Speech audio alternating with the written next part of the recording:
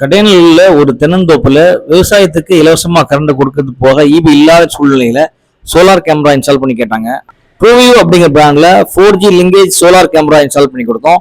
இது 3 mega pixel plus 3 mega pixel கொண்ட 2 camera இருக்கும். ஒரு கேமரா ஒரு பொசிஷன் பார்த்து பெர்மனண்டா இருக்கும், இன்னொரு கேமரா 360 டிகிரியில ரொட்டேட் ஆகும்.